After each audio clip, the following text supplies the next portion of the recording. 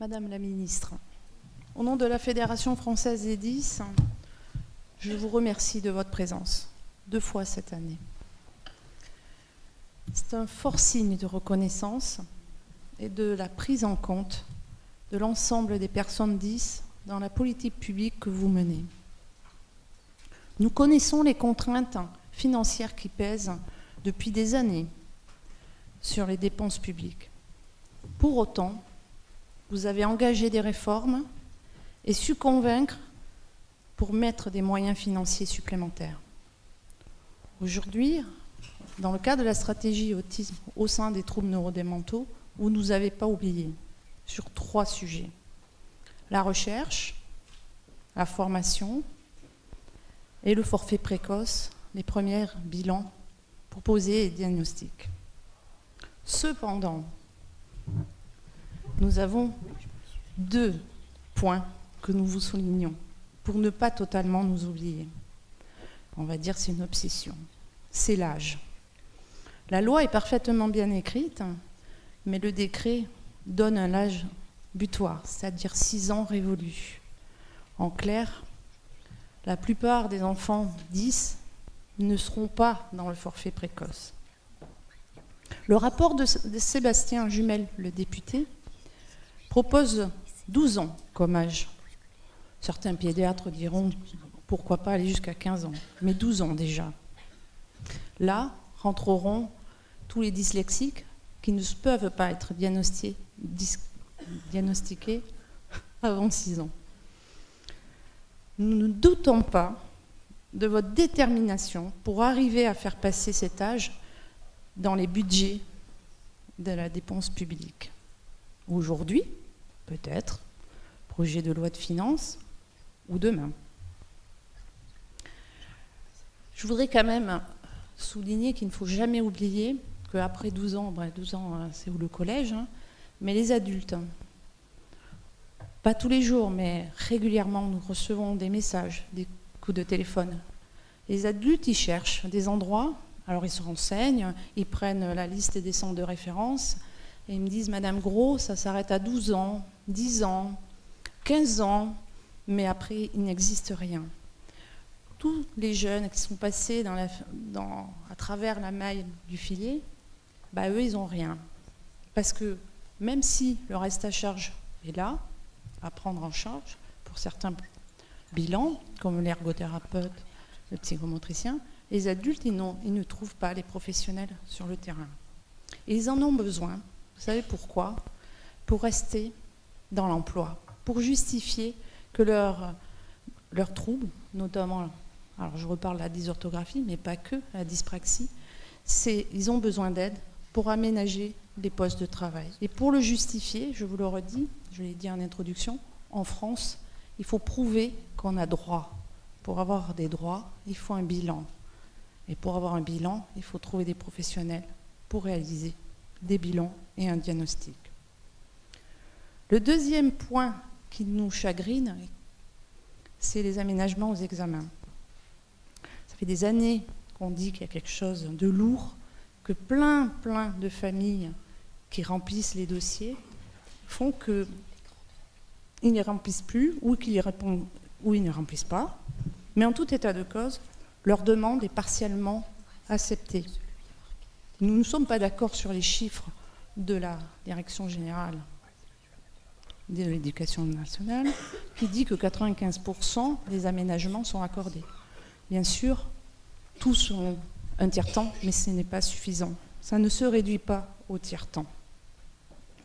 Je sais que vous avez été alertés sur ce point, mais je tiens à souligner, à vous redire notre inquiétude, puisqu'on est en pleine réforme du bac, et que les aménagements aux examens, c'est maintenant. Contrôle continu, c'est maintenant. Que le grand oral pour les dysphasiques, c'est bientôt. Eux auront des difficultés. Mais pas que les dysphasiques, tous ceux qui ont un trouble du langage oral. Est-ce que ça va être bien pris en charge ou retenu comme... Est-ce que les jurys vont bien être sensibilisés? Madame la Ministre, nous partageons des combats communs, j'en suis convaincue. L'écoute de l'expression des souhaits des personnes et de leurs familles. Je sais pouvoir compter sur votre engagement aux côtés des familles et des personnes porteurs des troubles 10. Encore, je voudrais conclure pour vous remercier de votre présence aujourd'hui, qui est une salle, je dirais majoritairement de familles, mais aussi d'un bon nombre de professionnels qui sont là pour vous écouter. Je vous laisse.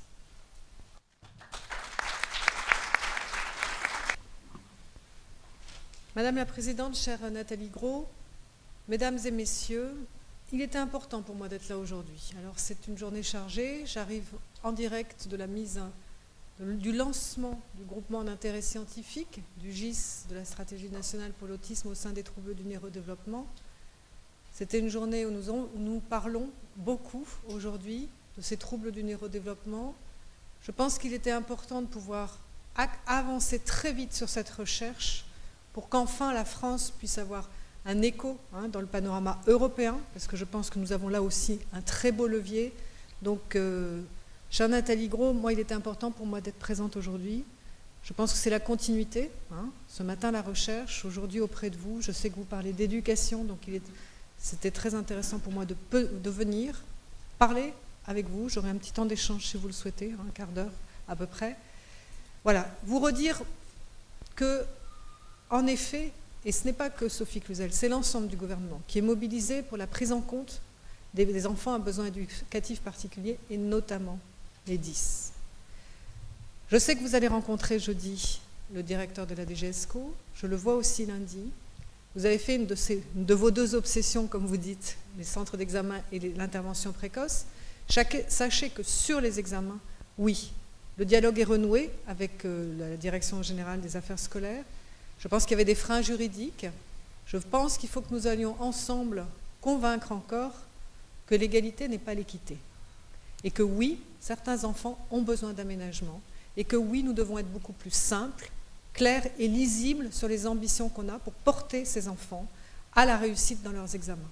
C'est bien ça l'important. C'est vraiment pouvoir avoir des parcours scolaires de qualité, pouvoir reconnaître les besoins de chacun et pouvoir adapter enfin au niveau pédagogique et au niveau examen la réussite de tous.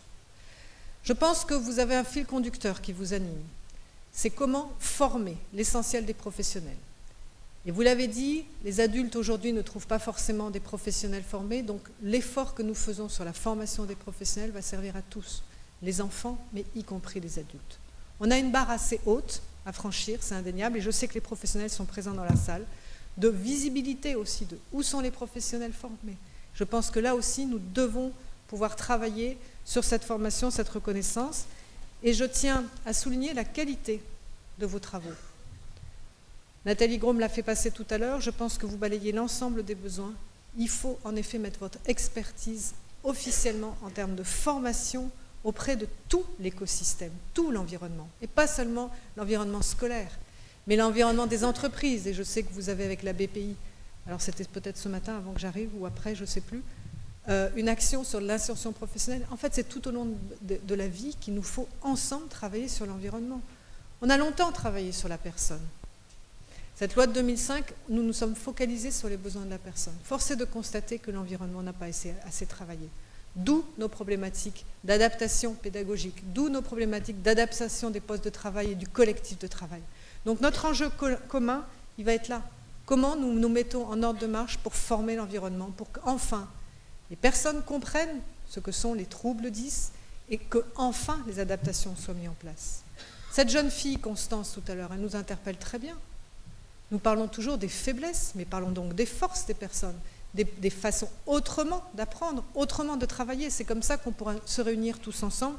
Donc pour moi, il est important de vous réaffirmer notre volonté de changer la donne, de changer d'échelle sur ces pratiques d'adaptation. Ça va être très important. Nous avons aussi un outil au niveau de la scolarité, si je reviens à l'éducation et à la scolarisation. C'est CAP vers l'école inclusive, cette plateforme. Il faut que nous l'enrichissions vraiment de façon commune, conjointe, en s'appuyant sur l'expertise des associations et des parents. C'est un premier outil. Je pense qu'il va falloir que les enseignants et les accompagnants, parce que je vous rappelle qu'il est ouvert bien sûr aux AESH, il suffit d'avoir donc son adresse académique, pour pouvoir travailler sur les outils pédagogiques d'adaptation.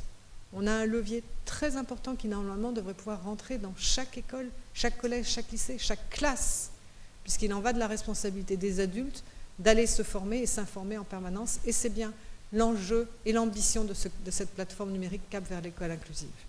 Alors bien sûr, ça ne suffit pas, un outil.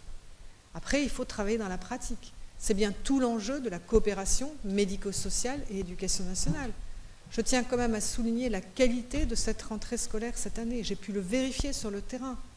Il y a un vrai changement de culture au sein de l'éducation nationale pour faire toute sa place à la mise en place des adaptations, à regarder l'enfant avec des besoins éducatifs particuliers, quels qu'ils soient. Alors vous me direz, oui, ça change pas assez vite, indéniablement. Le temps des familles, ce n'est pas le temps des administrations, ce n'est pas le temps des politiques. Mais je pense que nous avons vraiment enclenché une démarche de coopération hors vraiment d'envergure et qui n'était pas du tout auparavant. Rappelez-vous, 2009, le décret de coopération. On est en 2019. Cette rentrée scolaire, vraiment, est sous les feux de la coopération. J'ai pu le vérifier. Déjà 60 équipes mobiles qui sont médico-sociales qui vont se mettre en appui des écoles, collèges et lycées. Alors vous me direz 60, c'est pas grand-chose. Mais 60, il fallait les faire. C'est une grande nouveauté. C'est-à-dire que des opérateurs du médico-social se sont portés volontaires pour pouvoir aller en binôme, éducateurs spécialisés, psychologues, psychomotriciens, dans les écoles, collèges et lycées, pour apporter justement leur regard différent sur des enfants qui présentent des troubles, qui nous disent quelque chose et pour autant qui n'ont pas encore leur parcours de diagnostic. C'est un premier pas. C'est une reconnaissance avec des cultures différentes, on peut travailler ensemble dans un lieu unique qui s'appelle l'école. Quand j'étais à La Réunion avec Jean-Michel Blanquer pour la rentrée scolaire, nous avons visité une école avec une classe Ulysse dédiée aux 10, qui est vraiment incroyable. Tout se passe au sein de l'école, avec éducateurs spé, orthophonie, psychomotriciens, une coopération vraiment qui est complètement actée sur les troubles des apprentissages et les troubles 10. Et tous les enseignants nous ont dit, c'est ça qu'il faut faire quand un enfant a vraiment besoin d'avoir sa rééducation de façon musclée au sein de l'école. C'est comme ça qu'on travaille sur l'environnement, qu'on met en place cette culture pédagogique de l'adaptation, cette culture de l'adaptation pour tous, cette pédagogie différenciée dont les enfants 10 ont besoin. Donc ça, je tenais vraiment à vous le souligner. Au-delà de ça, il y a des PIAL renforcés qui se mettent en place. Moi, je crois énormément à vous en tant que personne ressource, et c'est pour ça que ça m'intéresse énormément votre projet de formation. Il va falloir qu'on le travaille. On va le porter auprès de la DGESCO, on va le porter auprès, bien sûr, de l'INSHA, mais qui est au courant, pour pouvoir le développer en tant qu'expert de territoire au service de cette formation. C'est comme ça qu'on arrivera avec cette coopération. Elle est inscrite. Je vous rappelle qu'en juillet, pour la première fois, les recteurs et les directeurs et directrices d'agences régionales de santé ont été réunis ensemble avec Jean-Michel Blanquer et moi-même. C'était la première fois. C'était la première fois. Et ce n'est pas fini, puisque nous allons faire le comité de pilotage de suivi de l'école inclusive le 4 novembre pour pouvoir suivre, voir comment s'est passée la rentrée scolaire et travailler sur les freins et les leviers. Vous n'êtes pas sans savoir que nous voulons simplifier les démarches pour les familles. Notification sur le cycle scolaire pour les compensations, quand il y a besoin de compensation, qu'elles soient accompagnantes, dispositifs Ulysse, unités d'enseignement. Cycle scolaire, c'est-à-dire que pour vous, les familles, plus besoin d'aller auprès de la MDPH tous les ans pour pouvoir justifier des besoins de compensation sur cette scolarisation. C'est colossal, c'est du gagnant-gagnant. Ça permet à l'éducation nationale d'anticiper l'organisation au plus près des territoires. C'est du gagnant-gagnant pour les équipes de la MDPH qui ont autre chose à faire que de renouveler tous les ans à l'identique. Donc ça, c'est une première chose. Au niveau de la formation, il nous reste encore des choses à améliorer. C'est indéniable, notamment la formation des accompagnants. Ça aussi, grand projet au niveau des universités, mais aussi au niveau local, avec cette coopération de formation. Je l'ai déjà dit. Pour autant, pour tous les enfants qui présentent des troubles 10 qui ne passent pas par la MDPH, il faut que ces adaptations se mettent en place et que les examens puissent en effet être adaptés. Et donc, nous serons très vigilants avec Jean-Michel Blanquer que l'adaptation aux examens suive vraiment ce cursus selon les besoins des personnes. Nous allons y travailler ensemble. Simplification, lisibilité et surtout peut-être document unique qui s'impose à toutes les académies. Parce que là aussi, les cases qu'il faut cocher, il faut qu'elles soient identiques pour tout le monde. Il en va de l'équité sur le territoire. Je voudrais aussi vous dire que sur l'organisation du parcours scolaire, pour moi, c'est une priorité absolue de pouvoir avoir de la simplification. Et je vous rappelle le groupe Focus qui est porté par la CNSA pour simplifier la multitude de projets et de parcours spécifiques qu'il y a. Vous n'êtes pas sans connaître PPRE, PAP, PAI, PPS. Comment une famille s'y retrouve? Plus personne ne sait quel est le niveau d'adaptation et à quoi je peux prétendre et pourquoi est-ce que j'ai besoin d'avoir autant de documents, autant de projets et que cet enfant 10 dans la Loire, il ne va pas être traité de la même façon que cet enfant 10 à Marseille. Non, il faut que nous simplifions. Il faut que nous ayons un espèce de livret de parcours inclusif, un livret de scolarisation de qualité pour les enfants à besoins éducatifs particuliers. Donc nous y travaillons toute cette année avec la CNSA qui porte ce projet pour simplifier. Attention, simplifier, ça ne veut pas dire perdre des droits. Parce que j'entends aussi, non. Pour l'instant, c'est vrai que, et vous le vivez tous les jours, quel est le parcours qui va me permettre de rester dans mon administratif au sein de l'école où je vais devoir passer par la MDPH pour reconnaître mes droits à compensation. C'est toute notre ambiguïté franco-française, toujours, de devoir dire j'ai une étiquette, ça me donne droit à tel droit. Il faut qu'on simplifie cet accès au droit. Il faut que donc on puisse irriguer l'éducation nationale de sa capacité à adapter. Parce qu'une fois qu'on aura les adaptations pédagogiques, beaucoup pourront se passer peut-être d'accompagnants. Je vous le dis franchement. Je pense que là, on a un vrai boulevard de pouvoir travailler tous ensemble, et le ministre de l'Éducation nationale est motivé là-dessus, sur pouvoir irriguer au sein de l'Éducation nationale la culture des adaptations pédagogiques, grâce aux experts, grâce à ces regards croisés que l'on met enfin en place avec cette coopération médico-sociale. Et quand je dis médico-sociale, c'est y compris libéraux. C'est les rééducateurs, les spécialistes du handicap. Je ne sais pas comment les appeler, mais j'englobe tout le monde. Voilà, ça je voulais vous le redire. Sur la deuxième obsession, c'est le forfait d'intervention précoce. Alors là, soyons très clairs. Aujourd'hui, ça peut aller jusqu'à 6 ans et 10 mois pour une première intervention. Donc, 1 an d'intervention, 7 ans et 10 mois. Alors j'entends, 12 ans, 15 ans, 16 ans. Sincèrement, si c'était possible, on l'ouvrirait largement. Faites-moi confiance, faites-nous confiance que rien n'est figé, qu'on démarre et qu'il fallait démarrer, et que cette culture d'adaptation, ce médico-social qui va rentrer dans l'école nous permettra de pouvoir observer, identifier les besoins beaucoup plus tôt. D'autre part, nous nous appuyons sur les réseaux d'excellence. Je rappelle tout le travail qu'on a fait sur Marseille, sur les réseaux de Marseille, sur les réseaux 10. Ils ont toute leur place aussi, ceux-là. Donc faisons-nous confiance mutuellement.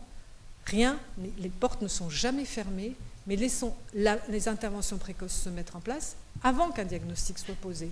Donc avant que le diagnostic soit posé, on peut repérer. Et on va repérer tous ensemble beaucoup plus vite, puisqu'on a une dynamique d'observation qui se met en place et une dynamique de coopération. Voilà, donc je tenais à vous dire, la porte n'est pas fermée, j'entends, j'ai très bien entendu, votre présidente, ne vous inquiétez pas, porte ces messages très haut et très fort. Donc j'entends, je sais que vous voyez jeudi la DGESCO, lundi je le vois aussi, le nouveau responsable de la DGESCO. Donc examen, on y veille, intervention précoce, on observe et rien n'est fermé. Voilà. Ne me faites pas dire ce que je n'ai pas dit. Aujourd'hui, on travaille ensemble, on avance, on verra ce que ça donne, on observe, mais surtout, on évalue notre politique. Et donc, s'il y a besoin de rectifier plus tard, d'élargir, on verra. Voilà, c'est dit, c'est posé. En tout cas, sachez que la délégation interministérielle, puisque José Puig est là, qui la représente aujourd'hui, parce que Claire Compagnon partait en Guadeloupe, donc, puisque José Puig, que tout le monde connaît, donc, a intégré la délégation interministérielle. Donc, vous avez quelqu'un qui connaît les apprentissages, qui connaît la différenciation indispensable. Donc je pense qu'au sein de la délégation interministérielle, nous avons une équipe extrêmement vigilante à prendre en compte tous les besoins éducatifs particuliers de vos enfants. Voilà, je vous remercie. Comptez en tout cas sur ma détermination.